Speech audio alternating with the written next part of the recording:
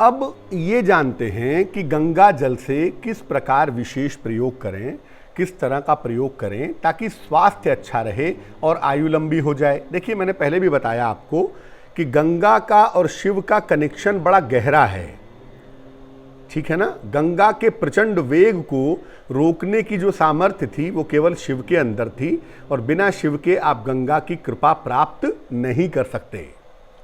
तो अगर आपको लंबी आयु चाहिए, आप स्वास्थ्य को बेहतर करना चाहते हैं, तो हर सोमवार को शिवलिंग पर जरा सा गंगा जल अर्पित करिए।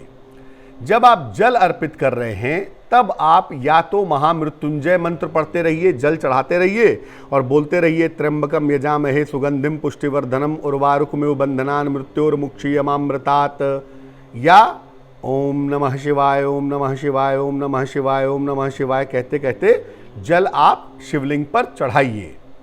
और इसके बाद भगवान शिव से आयु की रक्षा के लिए और उत्तम स्वास्थ्य के लिए प्रार्थना करिए। अगर ऐसा हर सोमवार के सोमवार करें तो बहुत ही अच्छा होगा। और याद रखिए कि जब आप ये करें तो उसके बाद वहीं पर बैठ जाएं मंदिर में, भगवान शिव का ध्यान कर लें, भगवान शिव से प्रार्थना कर लें। गंगा जल अर्पित करने के बाद, अब बहुत गंगा जल नहीं है तो सामान्य गंगा जल, सामान्य पानी में थोड़ा सा गंगा जल मिला करके वो जल भी आप सोमवार के सोमवार शिव जी को अर्पित कर सकते हैं और प्रार्थना कर सकते हैं कि आपकी उम्र लंबी हो और स्वास्थ्य की समस्याओं से आपको छुटकारा मिले। अब ये जानते हैं कि अगर गलतियां हो गई हैं, देखिए कोई भी इंसान हो दुनिया में, गलतियां हर इंसान से होती हैं। ऐसा नहीं है कि कोई इंसान बिना गलतियों के आगे बढ़ा हो, गलतियां हर इंसान से होती हैं, पाप हर इंसान से होता है। अगर आप प्रायश्चित करना चाहते हैं तो उसके लिए गंगा जल का प्रयोग कैसे करेंगे? वस्त्र धारण करके गंगा जल से या गंगा नदी में स्नान करें। जो वस्त्र आपने पहने हैं, कोई पुराना कपड़ा पहन लीजिएगा और उसको पहन करके या तो गंगा नदी में स्नान कर लें या तो अपने घर पर नहा लें। कम से कम 3 बार डुबकी लगाएं, और अगर घर पर नहा रहे हैं तो कम से कम 5 मिनट तक नहाइए। बाहर निकल करके पुराने वस्त्र वहीं छोड़ दीजिए। घर में नहा रहे हैं तो पुराने वस्त्र निकाल करके नवीन वस्त्र, साफ वस्त्र पहन लें। गलतियों के लिए क्षमा याचना करें भगवान शिव से।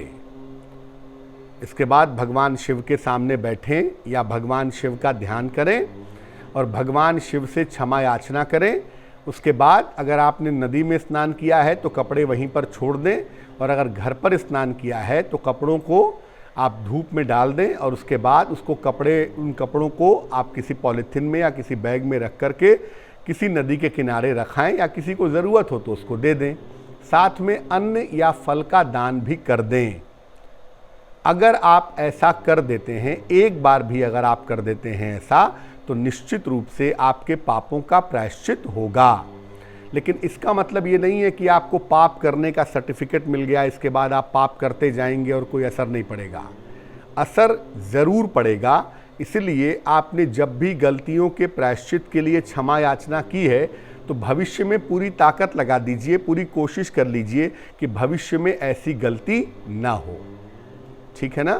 तो जब आप ऐसा कर लेंगे तो इससे आपके पापों का, आपकी गलतियों का प्रायश्चित निश्चित रूप से होगा। और अगर किसी ऐसे जगह रहते हैं जहां गंगा नदी बहती है, गंगा का तट है, गंगा का घाट है, तो कोशिश करिए कि महीने में एक बार गंगा नदी में जाकर के स्नान जरूर करें। अगर आप एक बार महीने में ऐसा करते हैं तो आपके लिए बड़ा अच्छा होगा। और जब भी आप गंगा में स्नान करें, साथ ही साथ भगवान शिव की पूजा जरूर करें। और अगर आप ऐसा करते हैं तो आपको निश्चित रूप से लाभ होगा।